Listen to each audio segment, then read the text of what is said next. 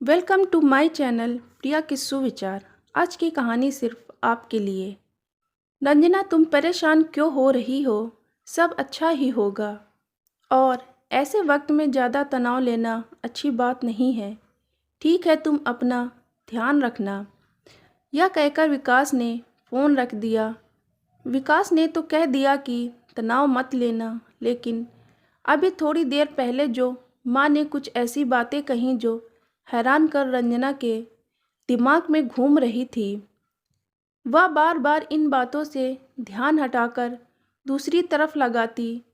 अभी थोड़ी देर पहले जब रंजना सारे काम करके अपने कमरे में आ रही थी, तब सासू माँ लक्ष्मी जी ने आवाज़ लगाई, रंजना, मेरे पैरों की मालिश कर देना। मेरे पैरों में बहुत दर्द हो रहा है।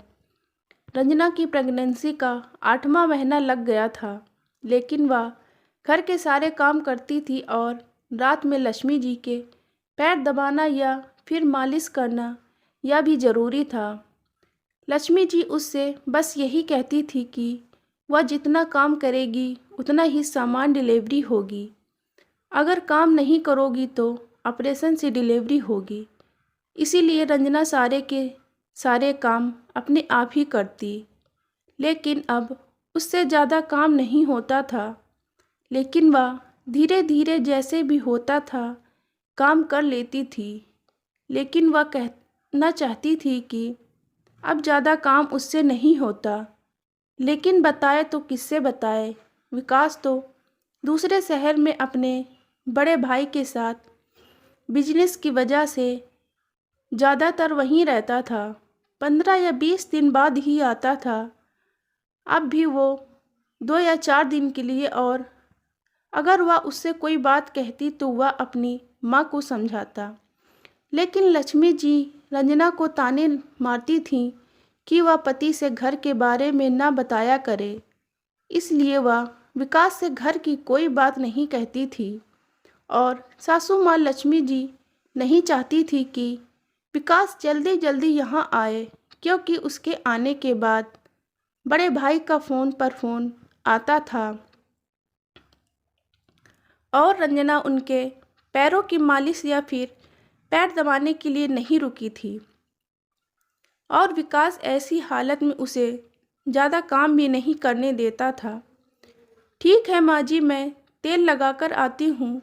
तेल गर्म करके ले आई हूँ और उनके पैरों की मालिश करने लगी। लक्ष्मी जी रंजना के समय की बात को बताने लगी। जब वह गर्भवती थी, जब ऐसे ही बहुत ज़्यादा काम किया करती थी और डिलीवरी के वक्त आपके ससुर जी पास नहीं थे।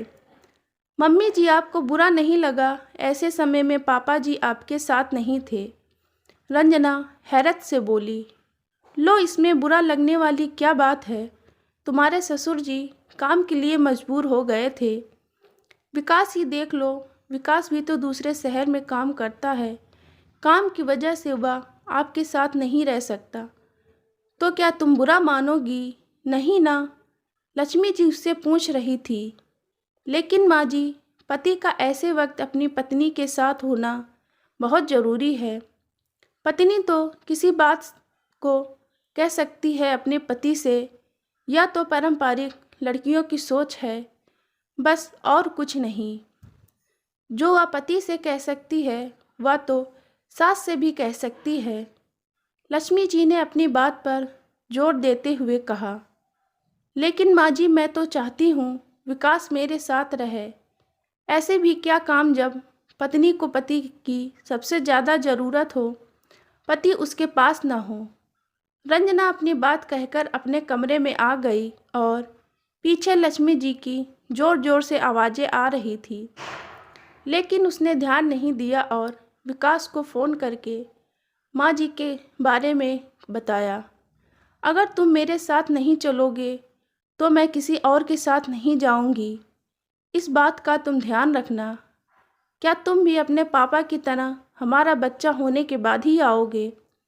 रंजना ने अपनी बात कहने के बाद विकास से पूछा, तुम कैसी बात कर रही हो रंजना? माँ तो बस ऐसे ही कुछ बोलती रहती है, उनकी बात पर ध्यान मत दो। और टेंशन मत लो। विकास ने रंजना को समझाया और डॉक्टर ने जो डेट रंजना की डिलीवरी के लिए बताई थी, विकास उससे 8 दिन पहले ही आ गया था। जब रंजना को लेबर पेन शुरू हुआ तब विकास ही उसे अस्पताल लेकर आया था, जहां रंजना की सिजेरियन से डिलीवरी हुई और उसने एक प्यारे से बेटे को जन्म दिया।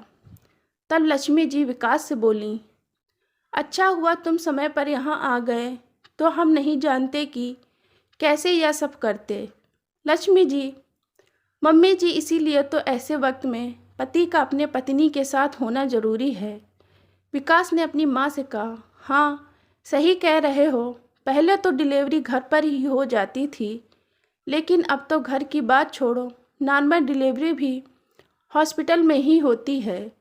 ज़्यादातर सिजेरियन डिलीवरी होती है और ऐसे में पति का पत्नी के साथ में होना ज़रूरी है।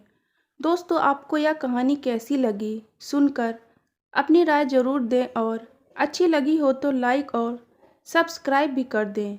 कोई कमी या गलती हो तो उसके लिए माफ़ करना। धन्यवाद।